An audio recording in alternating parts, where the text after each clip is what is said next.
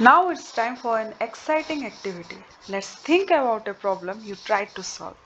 Have you ever faced a tricky situation where you had to figure something out? What was it and how did you go about solving it?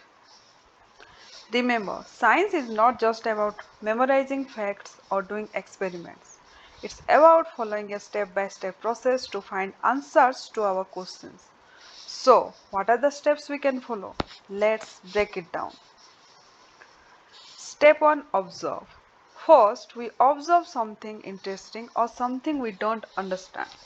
Scientists are great at this. They look closely at the world around them to spot problems or mysteries.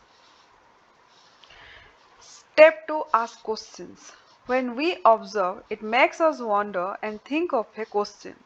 For example, someone cooking might wonder why the dal has spilled out of the cooker. Was there too much water?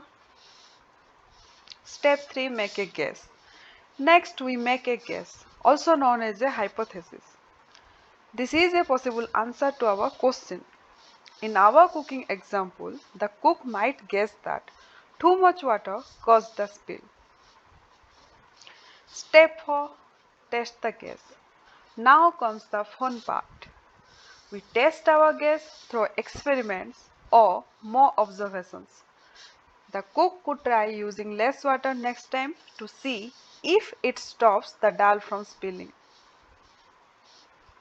Step 5, analyze the results. Finally, we need to analyze the results. Did our guess answer the question?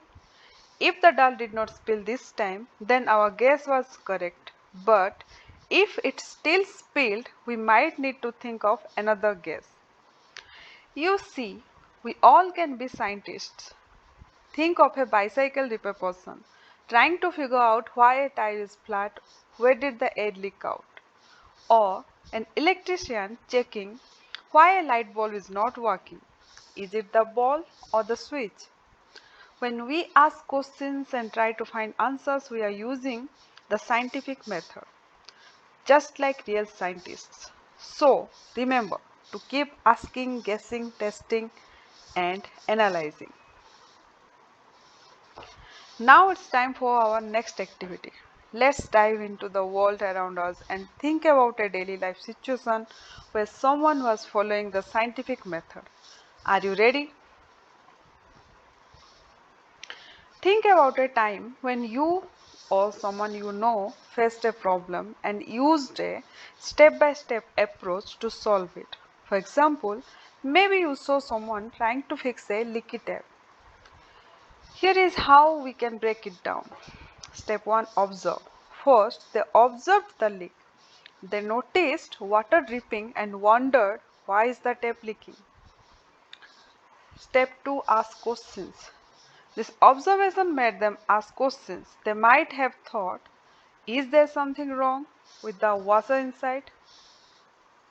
Step 3, make a guess. Next, they made a guess. Maybe the washer needs to be replaced because it's old or worn out. Step 4, test the guess. Now it was time to test the guess. They could take the tap apart and look at the washer to see if it was damaged. Step 5, analyze the results. Finally, they would analyze the results. If the washer was cracked or damaged, they would know their guess was right. If it looked fine, they would need to think of another reason why the tap was leaking. You see, this is how we apply scientific method in our everyday lives. Just like when someone is cooking and wonders why their cake did not rise. They might think, did I add enough baking powder? And then check to find out.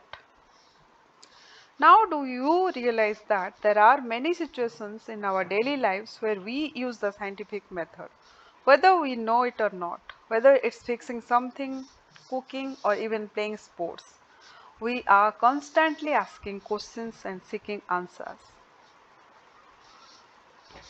Even though we all use the scientific method, learning science helps us develop our skills to solve bigger problems and uncover the mysteries of the universe.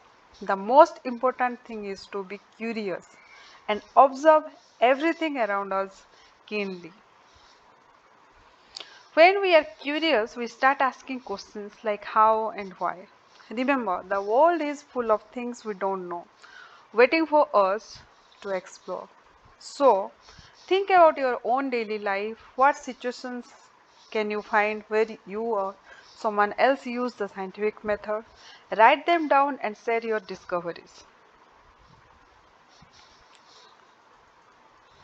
It's time for another fun activity. Today we are going to dive into the world of questions.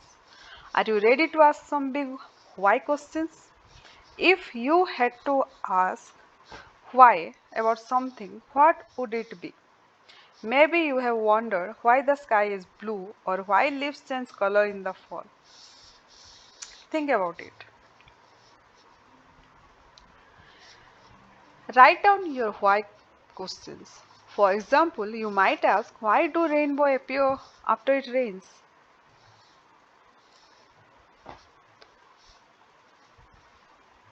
Steps to find answers. Now let's think about how we could find an answer to that question. Here how you could approach it. Step 1. Research. First, do some research. You can use books, videos, or even the internet to look up information about rainbows. Try to find out what causes them. Step 2. Ask for help. If you can find the answer on your own, don't hesitate to ask for help. Talk to your friends, family, or even your teacher. They might have some great insights. Step 3. Experiment. You could also try a simple experiment. For example, you could take a glass of water and shine a flashlight through it to see if you can create a mini rainbow. Remember, science is rarely done alone. Scientists around the world work together in teams. It's always more fun to discover things together. And guess what? You won't find answers to all your questions right away, and that's perfectly okay. You are starting a journey of science that will last for the next 5 years and beyond. Much like kids enjoying the rain, science is all about joyful exploration. Keep exploring and never stop wondering about the amazing mysteries of the universe.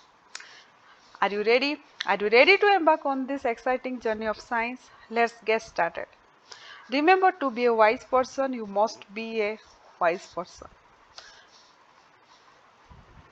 Thanks for joining me today and keep asking questions. I can't wait to see what you discover next. Stay curious.